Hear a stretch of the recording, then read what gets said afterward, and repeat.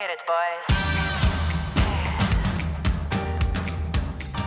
Hello, HTF Bet fanatics. Welcome to the season finale of HTF Bets. It has been a long, grueling semester for the three amigos, as well as a wonderful first season of our show. And after a long-awaited absence, the man, the myth, the legend, Nick Geddes is finally back with us. Nick, it's been a long time, man. I hope you had a wonderful Thanksgiving. How you been since way back when, man? It's been forever. It's good to have you back.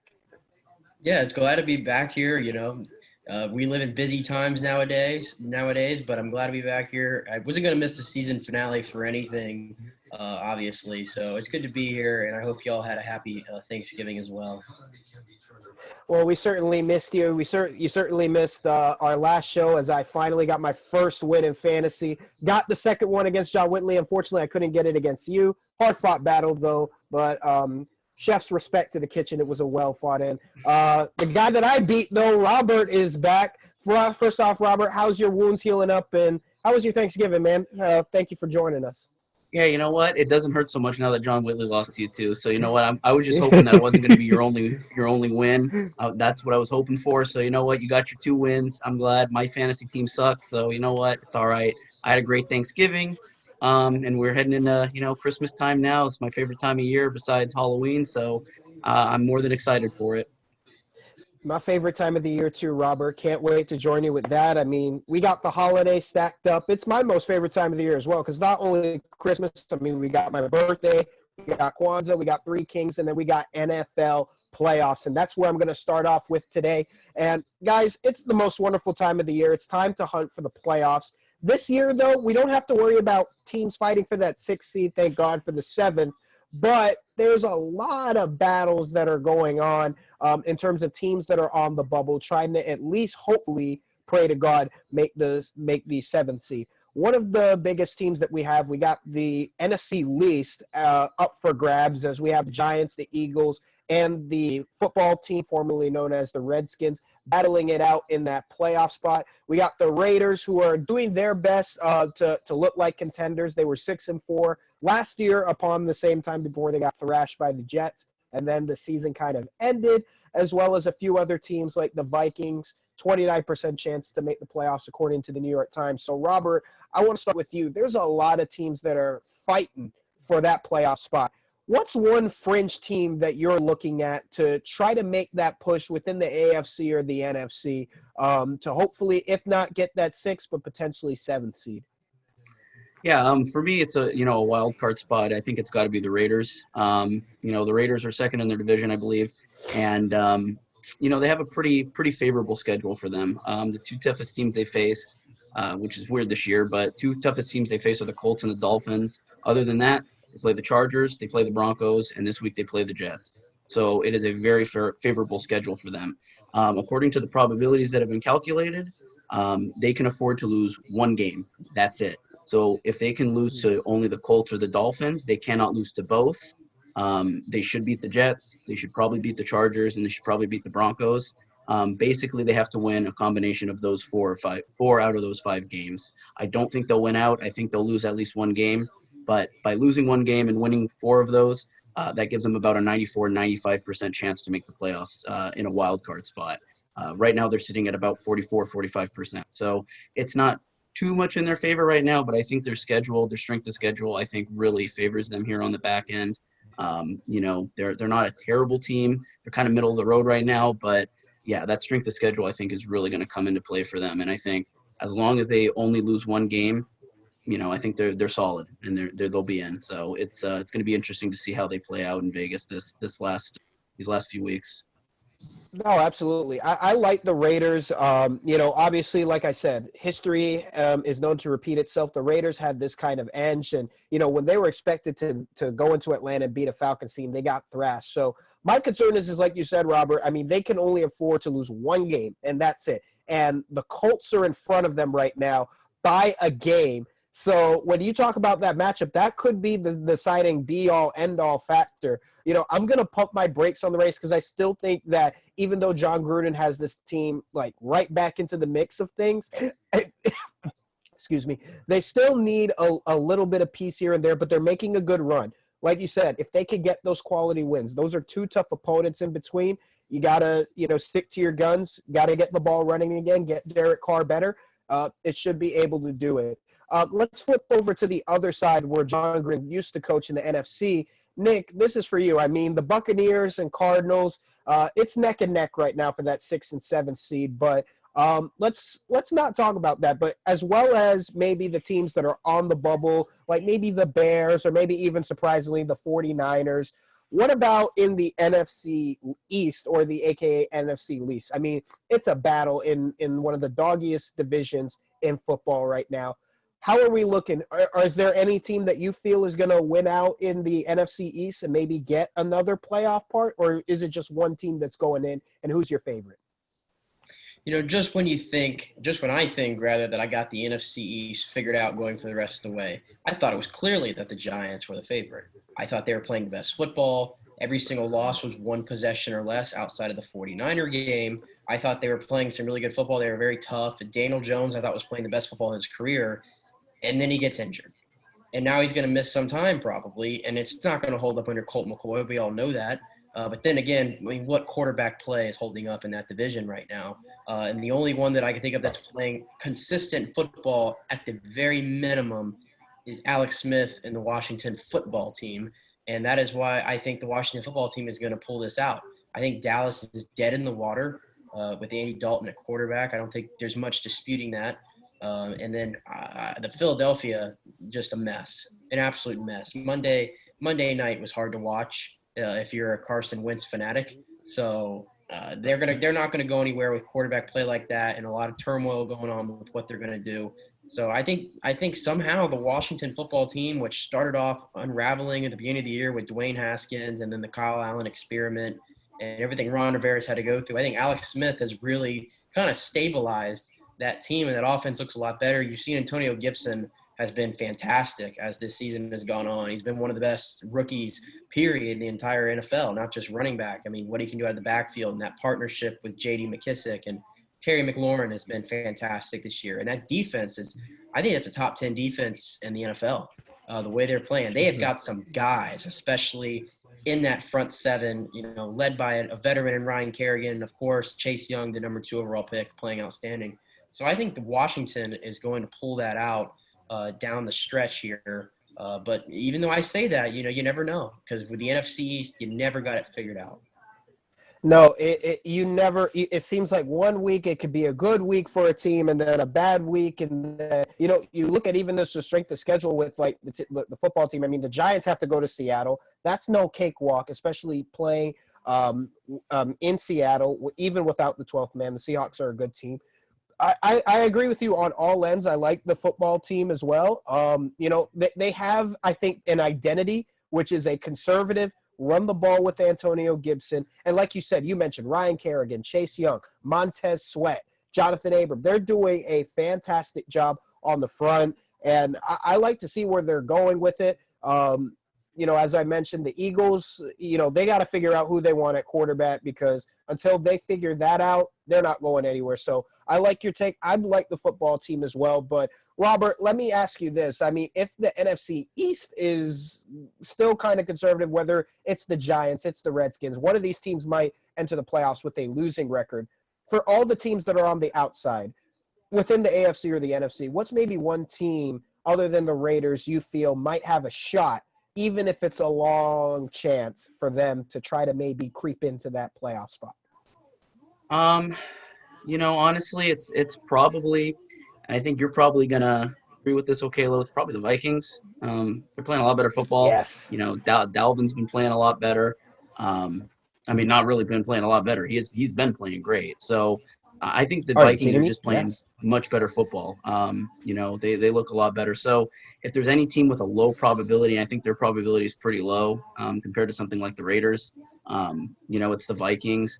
It's very hard to predict this year. I mean, with the playoffs set up the way they are this year because of COVID and all that, it's going to be really interesting to see which teams get in, which teams. It's been all over the place this year. So yeah, I would say outside of the Raiders, probably the Vikings. They're probably the one other team I'd look at to see that has a low probability with a chance to sneak in.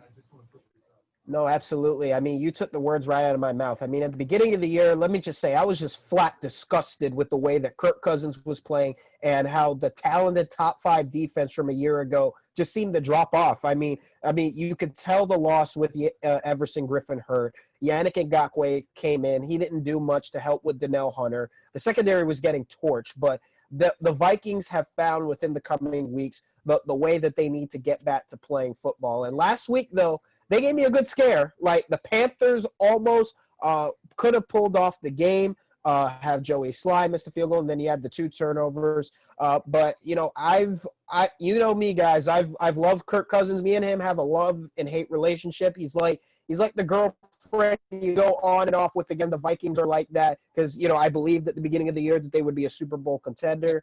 Let me go back. You said it. You said they were going to the Super Bowl with Kirk. I did, Nick. No. You reap what you sow. I didn't forget that. Yeah. Let's just worry about your boy top of Bay, okay, with the struggling Buccaneers. All right, but speaking of them on fringe playoff day, notice we're not talking about them. Notice the fact that you all are number 1, not winning the division. Number 2, you just lost back-to-back games. Okay, you got a tough matchup this week. All right, Nick. So y'all need to figure out something because you know how do you lose to the Rams? Okay, you speaking of the Vikings, you're playing them. Oh wait, I mean y'all your bye week, but you're playing the Vikings very soon. Okay, so y'all need to step up your game. All right, before Kirk Cousins comes in, beats Tom Brady for the first time in his career.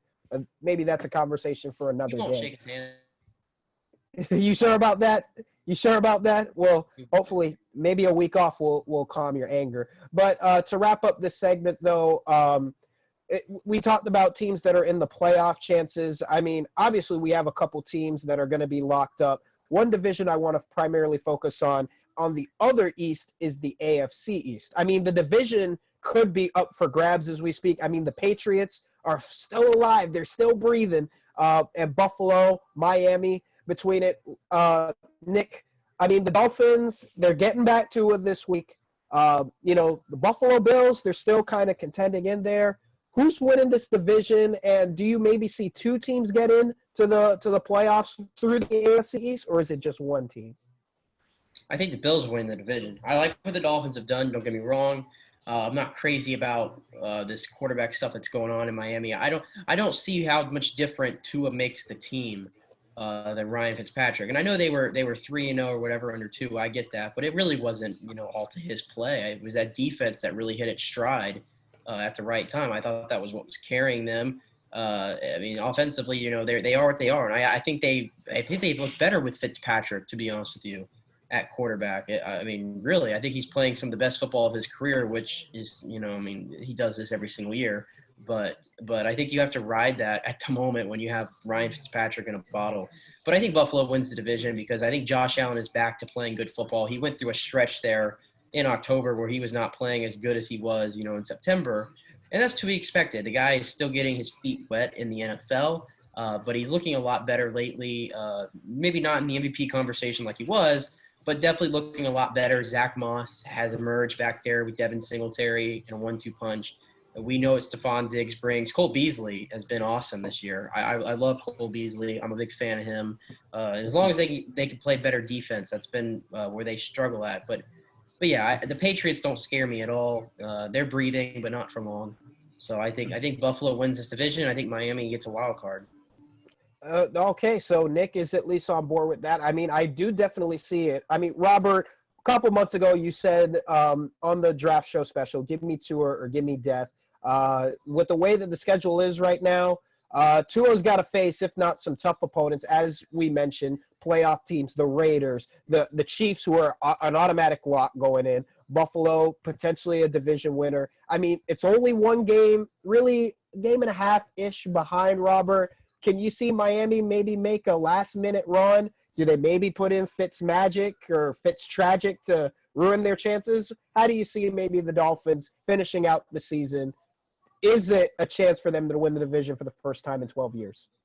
No, I agree 100% with Nick. I think Buffalo wins this division. I think Miami will grab a wild card spot just because I'm not sold at all on the Patriots. Sorry, Sean. But I think the Dolphins, this is the best even without winning the division, this is the best they've looked in a long time, which isn't saying much, but have blown past expectations this year. Nobody really expected them to be a playoff team or even a wild card team. Certainly not a division winner, division contender. Was supposed to be, a year where maybe Tua plays, maybe he doesn't. He's been playing, they were winning, and now they get a chance to possibly make a wild card spot, enter back into the playoffs, and then, in the draft next year, they're set up perfectly. Houston's terrible this year, so they might legitimately get a top wide receiver for Tua. Looking at Devontae Smith, Jalen Waddle, Jamar Chase, they're going to be set. Their defense is stacked. I think it's looked great this year. It's really it's shown Brian Flores' effect on that defense. He's really rebuilt it.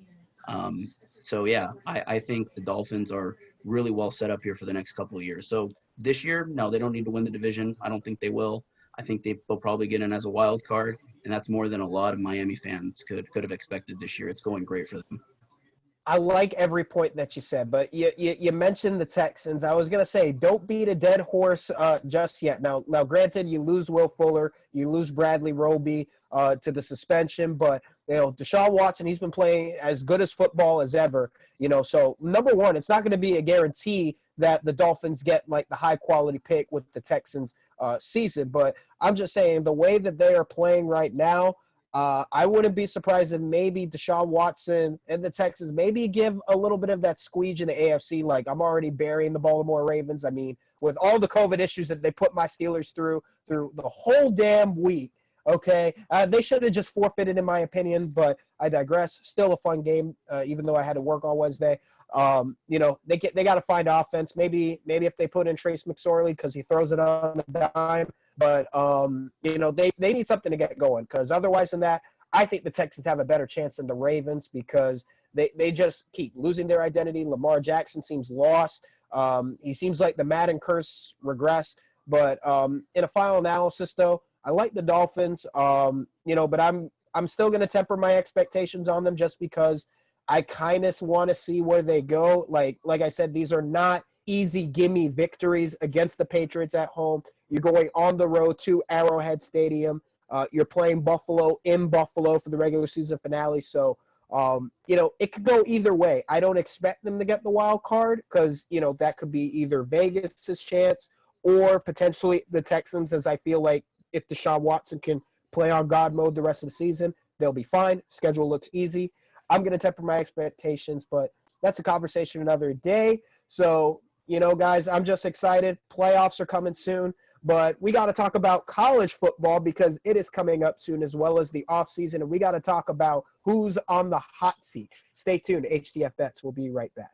Welcome back to the HTF Bets. As college football continues to rage on and we reach almost a conclusion to the college football season, comes the offseason where we will have to look at head coaches and evaluate who should be fired and who should keep their job. So far, we have had Will Muschamp fall at South Carolina, and we just had Derek Mason fall at Vanderbilt, but there are plenty of other names who are on the hot seat. So I'm going to jump right in and go to you, Robert. Who do you think his seat is just the most warm right now, really, in college football? Yeah, I think all eyes are on Jim Harbaugh in Michigan and Tom Herman in Texas. It almost seems like a foregone conclusion, like both of them will be gone. You know what? As a UCF fan, as a UCF student, I'm sorry, Scott Frost. I think it's time. I think the bells are chiming down in Lincoln. I think it's pretty close to over. Nebraska is terrible this season. Nobody really expected them to be great this season, but this passion project of Scott Frost going back to his alma mater to head coach, leaving UCF in arguably its best condition ever. Setting them up for some great seasons. Him leaving for more money to go back home to Nebraska.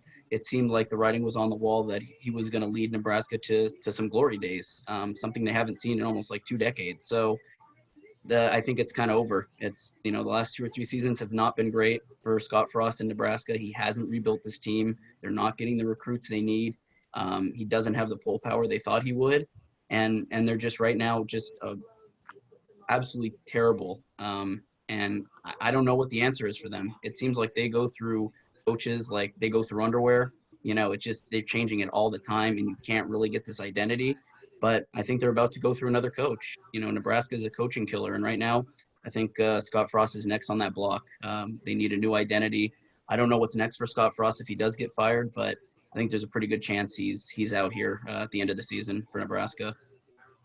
Yeah, I think the similarities are very shocking about Scott Frost to almost Willie Taggart situation at Florida State. Dream school, always wanted to be there, and it didn't work out for Willie Taggart at Florida State, and they're paying for it. They are paying for messing with a head coach, and that's what it does. It sets you back. For Nebraska, they've been set back for a full decade, and I wonder, whoever they put there, is it really that much of a college football destination anymore? I think I struggle to see where the new recruit wants to go play into the cornfields of Nebraska. No offense, I would love to do that. But a lot of recruits aren't going to want to do that anymore. And so I think that we have to temper our expectations with Nebraska going forward, because this is not the 1970s, this isn't the 1980s, 1990s anymore. It ain't Tom Osborne coaching anymore. You're absolutely right, Nick. Nebraska's a wasteland. It doesn't have the same energy when Osborne was there, when it had the old Big 8 field, when they were national championship contenders back in the day. It ain't the same. I really don't understand, why this program has regressed since their national championship loss to Miami. I feel like that was the jump the sharp moment, and it's just flat out embarrassing. I think Scott Frost needs to go, and it's just a damn shame that he couldn't be able to revive the program back when he was a national championship quarterback. Yeah, it's going to be an uphill battle for Nebraska, especially in the Big Ten, where it's right now it runs through Ohio State. And even though you got Michigan at a low, you got Penn State at a low, I don't know if Nebraska is that team that could slide in there. It's going to take a long time to rebuild things there, and I struggle to think if they're ever going to get back to a power. But I'll come right back to you, Okelo. You said Scott Frost should be gone. Who else are you looking at? Robert mentioned Jim Harbaugh, but who do you have your eyes on? I got my eyes on two people. I'm going to start off with one that's going to be a surprise that not a lot of people are talking about, and I think it's David Shaw. I think there's still a lot of question marks that I have with Stanford, and with the way that it looks like Jim Harbaugh is going to be gone. I have an idea of why not Stanford bring him back. After all, they were a complete powerhouse. I just don't feel the same fire in the Stanford Cardinal program that I used to. Even though I feel like David Shaw is doing a good job, I just feel like it's an opportunity for them not to miss if Jim Harbaugh does come back, if he is gone from Michigan. So I just think the pressure's on in the way that they're playing in the Pac-12 right now. It's not looking too hot. I mean, granted for Robert, Clay Helton's seat is cooling off. I know he potentially wanted him gone, but the way that it is right now with USC, they're looking pretty hot. After all, they're Arizona killers, so they know how to just continue on to play. But you mentioned the old school, how Nebraska used to be good. How about a school that just is always good for basketball, and that's Kansas? I think Les Miles needs to go. It's an 0-6 record, okay? He's been 3-15 since he took over that program. You talk about Nebraska going through coaches. Kansas goes through coaches just as much. That's another football wasteland. And you think you get a big name like Les Miles, a former national championship coach. It's just another ringer out. There's nothing good about playing for Kansas unless you're playing for basketball. Enough is enough. Stop getting all these big-time coaches to come in and do something that they're not good at, and that's make Kansas a national championship team. They haven't been competitive since my grandfather's father was alive on this planet. So stop it. Enough is enough. Les Miles, especially to the fact that once upon a time he was a great coach, he ain't the same anymore. Yeah, I think that one speaks for itself. Kansas is not going to be competing in football for a long time, and if Les Miles can't do it, I don't know how many other coaches are going to be able to do it. I'm going to throw a name out there, though. What about Jeremy Pruitt at Tennessee? I think that's one. And granted, we're in year 3, and typically that year 3 is supposed to be, show me something. And it had that natural progression from 5-7 in 2018 to 8-5 last year. Well, they're 2-5 this year. And, you look at the schedule. I understand, if they lose to Georgia, they lose to Alabama, okay. We expect that. But their only wins are against South Carolina, Missouri. They lost 34-7 to Kentucky, 24-13 to Arkansas, and 30-17 to Auburn. I think those are games Tennessee should be winning at this point with Jeremy Pruitt. With the way they've been recruiting, they went from 21st in recruiting all the way to the top 10 now. He's got his players. I mean, this is Tennessee that's been searching to get back to the glory days of Fulmer. and Peyton Manning when they were all there. I mean, is Jeremy Pruitt a name to keep an eye on?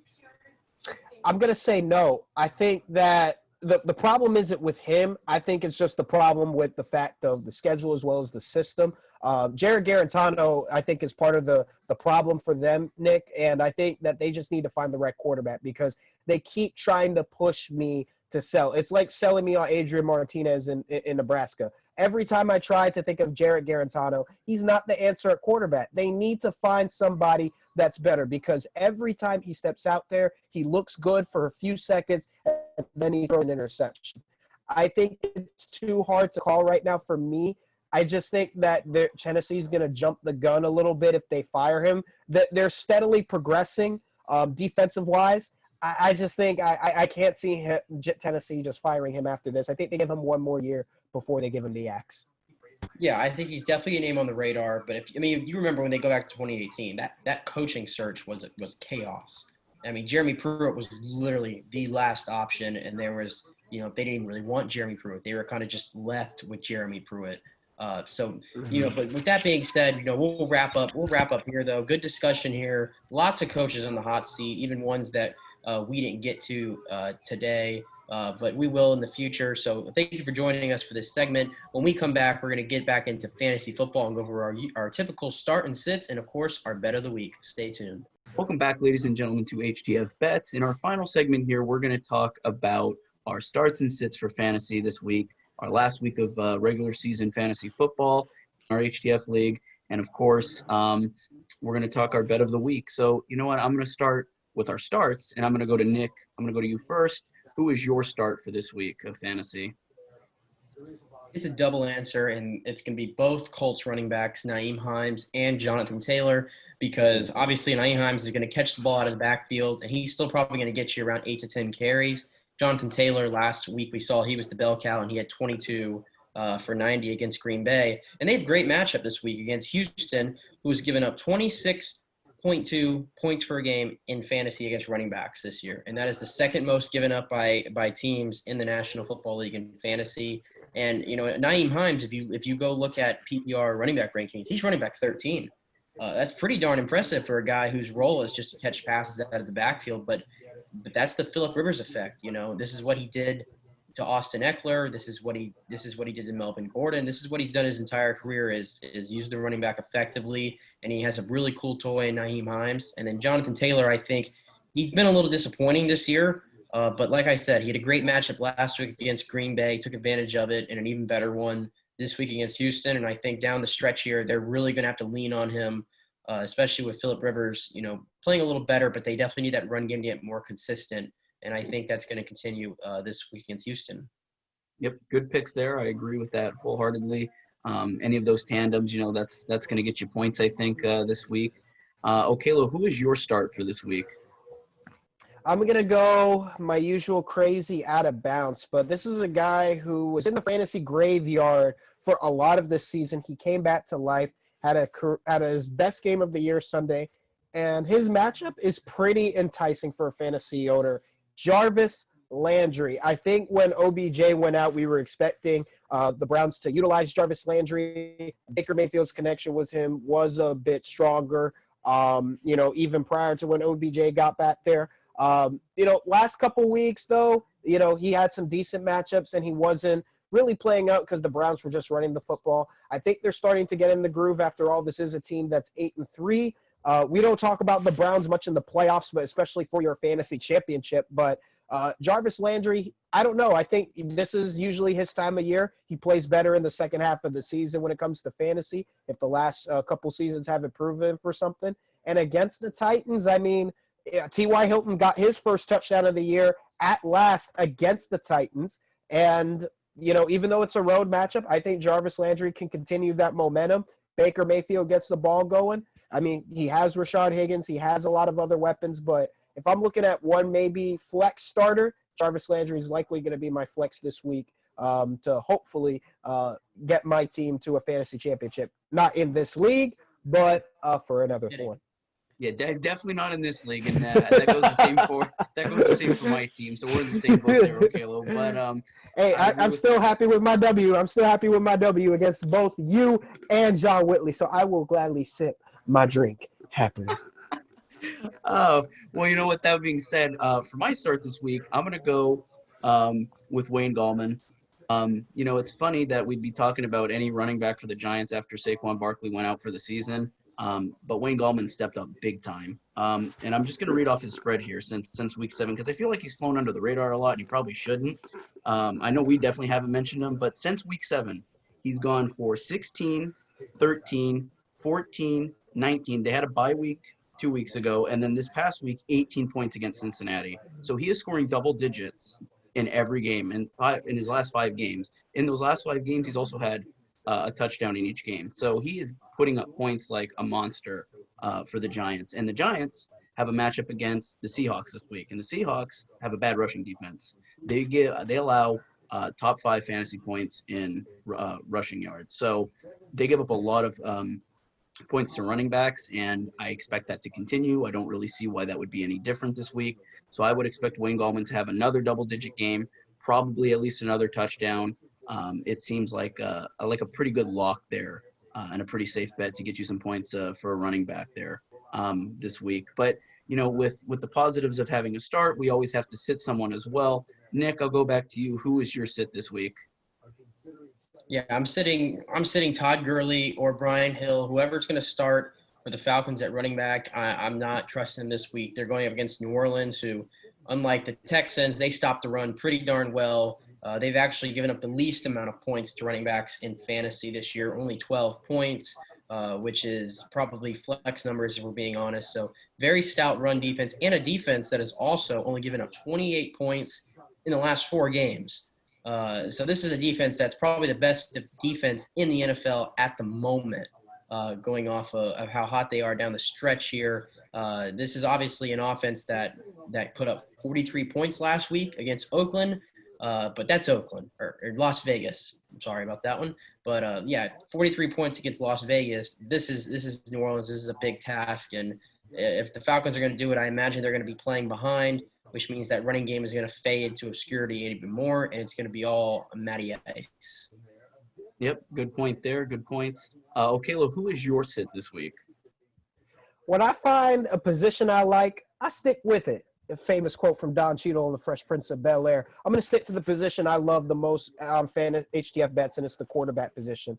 And this might be a surprise to Robert, but I'm not going to start Jared Goff this week. I think this matchup against the Cardinals, it looks a little easy on paper, but the Cardinals' defense is really good. I mean, Goff has been inconsistent this year, and, he's only had 1 game with more than 12 fantasy points in his last couple of outings. He's been turnover prone, 6 interceptions, 4 fumbles over that span. Even though the Cardinals have struggled late with quarterbacks, this is kind of where I try to look on my waiver wire and try to see if the Baker Mayfield's available, Phillip Rivers is available. Hell, I would even be crazy to say I'm starting Mitchell Trubisky over Jared Goff because Mitchell Trubisky plays great against the Lions. The Lions stink. But Jared Goff, with the way that the Cardinals have been playing on defense, they shut down Cam Newton last week. This matchup kind of scares me, so I'm kind of tempering my expectations on Jared Goff. He's going to be a sit for me this week. Yeah, I'm the biggest Jared Goff defender out there, but even I have my limits. It's getting there, so I agree with you there. My sit this week is actually I'm going to go off the board a little bit here. I'm going to go with a kicker. I'm going to go with Randy Bullock. They're playing the Dolphins this week, Cincinnati, and the Dolphins actually shut down kickers pretty well. They allow some of the least amount of points to kickers. We know how good their defense is. We mentioned it in the last segment that the Dolphins, 2 segments ago actually, that the Dolphins defense is getting a lot better, and it has been a lot better this season. I expect that to continue for Randy Bullock and the Cincinnati Bengals this week as they play the Dolphins. I expect those points to be shut down. Bullock is probably not a guy you start in your kicker position this week. So I like to go off the board there a little bit. And Okelo, I'm going to go to you first here for this next part of the last part of this segment. First part of this, though. What is your bet of the week? If you have to bet on one game, whether it's in football, college basketball, anything across sports betting, what game are you betting on this week? Oh my goodness, putting me on the spot, man. For the very last time, at least for this semester, we gotta do bet of the week. And guys, it's a shame. We've had our fun, crazy moments. We've had our bad moments. I'm still for the fact that I whooped Nick on the last time he was on here with Clemson and Notre Dame. So I'm glad that he's here so that he can get this butt kicking again. Oh, For Trevor my bet Lawrence of the didn't week. have COVID at the time. The mistakes we say. But here we go, though. My final bet of the week this week is I have the Browns upsetting the Tennessee Titans in Nashville, and they're going to win as a 4.5 favorite. The Browns are playing, if not the best football. Shout out to Jeffrey Lauxar, one of our HTF Bet Browns fans. But since 2007, it's been a long time the Browns have been a winner. And this couldn't be a tough but great matchup for Baker Mayfield to show to the rest of the world that he's taken the Cleveland Browns to the postseason. I'm believing in him. It's time to make the Browns bright again, as well as the fact of making the old AFC North rivalry with the Steelers competitive again, because let's just be honest, the Ravens and Bengals ain't giving us anything. I expected the Browns to be competitive, go back to when my dad was a fan of the 80s with the black and gold, still staying undefeated, but I'm going to say that the Browns beat the Titans, they shut down Derrick Henry, and they improved to 9-3, securing the bag for them getting back to the playoffs. All right. I have a little bit of a different one for that, but I'll go to Nick. Nick first. Nick, what's your bet of the week? Here I go. I'm going to college football this week, and I am betting TCU upsets Oklahoma State. I'm going to do that one right now. Whoa! Hot take, Nick. TCU playing at home. Oklahoma State's a 2.5-point favorite. That's pretty small. And I'm gonna take TCU in that one. I think they're gonna upset Oklahoma State. Oklahoma State has not been playing good football lately. I think TCU is gonna get them. All right. I like it. Another cringeworthy. It's always the same thing. Nick always does this. If it ain't Miami, if it ain't something else, you're gonna take an L with this. That's a cringe one, Nick. I'm trusting these pistol firing Pokes and Charles Hubbard, my running back, to be able to beat down TCU. This ain't 2015 when they had Boykin at quarterback, okay? I'm just saying. Couldn't you have picked Texas A&M and Auburn or something? I could have at least predicted that. I'm going off the grid. It's off the grid day. Robert talked about a kicker for 2 minutes. It's off the grid day. Absolutely. And you'll never see me talk about a kicker again. But you know what? That's just the craziness we're feeling tonight. So with that being said, I'm gonna my bet of the week. I'm gonna go with Okelo here. Okelo said, Okelo, you picked the Browns over the Titans this week. I'm gonna say the Titans over the Browns. I believe the Titans are. Here we go. I'm gonna say the Titans over the Browns. Listen, the Browns run defense it's okay, it's all right, but you know what? Derrick Henry's a monster, and we saw what he did to the Colts last week. Myles Garrett is coming back though. Yeah, he's coming off injury. But listen, the Colts have a great run defense, and everybody expected them to get shut down. And what did Derrick Henry do to him? He ran all over him. So I'm going to go off the board here, and I'm going to say the Titans win. I'm going to say they cover the spread, and I think they win. The Browns are the Browns. I think they'll find a way to lose this game. Ultimately, I think they'll get in the playoffs, but I think they're going to lose this game. And I think Derrick Henry's gonna have himself a game again, because it's very hard to stop that man, even with Myles Garrett coming back. So, with that being said, I hope I finish with a hot take as well. I'll probably be wrong, like I am with a lot of things. So, it is what it is. But with that being said, thank you guys so much for joining us in this last show for HTF Bets of the season.